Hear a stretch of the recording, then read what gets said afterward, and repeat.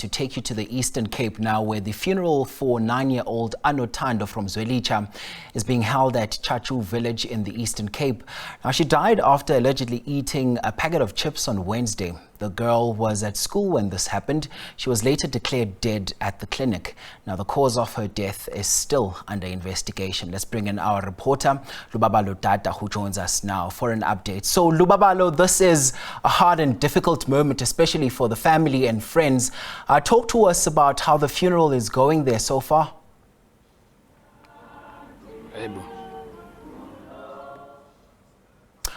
Okay, Lubabalo, let's give it another bash. I can imagine this is a very hard and difficult moment, especially for the family and friends.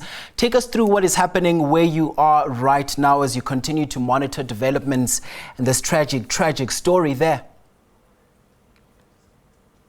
And of course, we'll endeavor to get Lubabalo back on the line there because he's watching that story for us, and that's of the funeral of the 9-year-old Anothando from Zwelitsha. And Lubabalo, now that you're back, I hope that you can hear me this time around. Talk to us about what is happening there. This must be a very hard and difficult moment, especially for the family and friends. Yes, it is indeed a difficult and hard moment for the families and friends, as well as the schoolmates, as they are bidding farewell to Anothando. The parents are here as well. Were unable to speak to us due to the emotional state that they are in. As you would understand that this is not the first incident that has occurred in the province recently. In September, we had 3 children that were reported dead as a result of consuming chips that were allegedly bought from the spaza shops. So this is the 4th person now to have died because of those allegations. And with me, I am joined by Mr. Petros Majola, who is the leader of the organization that is responsible for the children's rights. We understand that you have interacted with the family throughout the week, and unfortunately we are unable to speak to them due to their emotional state. Talk to us in terms of how they are dealing with this situation. A very difficult one, I must say. I've been to school. Also, the teachers were also moved by what has happened to the child. Also, the SGB members and the family at large. And today we're here to lay the child to rest. But from my side, I must say that we need government that will quickly respond.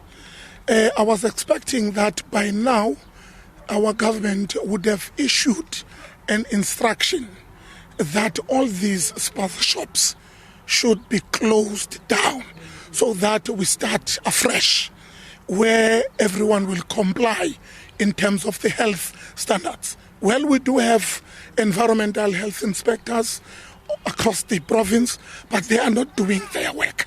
They are sitting there, and we need more of them, and we need them to do as much as they could to save our children. There's no way that a country and a province can bury children every day.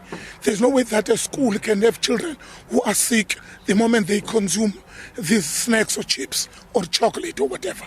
Just for clarity, was this lady or this person bought these chips at a school premises or what? No, according to the maternal grandmother of the child, the chips were bought from a spaza shop. That is the spaza shop in the same premises as the child's home here in this village of Tshatshu, just outside of Zwelitsha in Kwinglemstown. The guy is renting a room which is converted into a shop. So the chips were bought there. Before they even got the school nutrition meal at school, the child was already sick. So the child never had anything which was provided by the school. All right. Any counseling services maybe for the mother or the family or the entire family? Yes, of course. From the ESSS in the Department of Education, the social workers were there. I was with them, so I can confirm that there is. And but definitely there's a lot of people that we need on board. Even the guys from the Department of Health, they were there as well.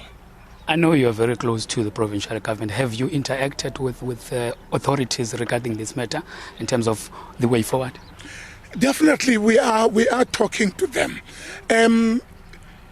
But I won't say there was a statement issued. The only 2 different statements One, the HOD and the Department of Education just emphasize that whatever that is given to children to eat must comply or must be in line with the guidelines for school nutrition program. And the MEC of Education issued a statement saying that parents should stop giving cash to children so that those kids do not go and buy. The communities here are saying that they're not feeling safe. I'm sure it's the same sentiment, with other communities. Do you support that these spaza shops should be permanently closed, or there should be a review in terms of how they operate?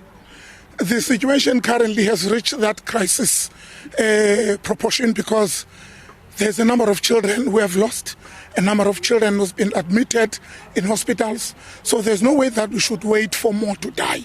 I am also panicking, and I call on our government. Fortunately, when we knock the door, they open. But we must talk to the mayors, because that mandate is sitting with the district municipalities. We cannot always go and knock at the premier's office for those mayors to do their job. They must wake up. All right, thank you very much, sir. That was Petres Machola from Kula Organization saying that there needs to be a joint effort in order to deal with this crisis. With that, it is back to studio.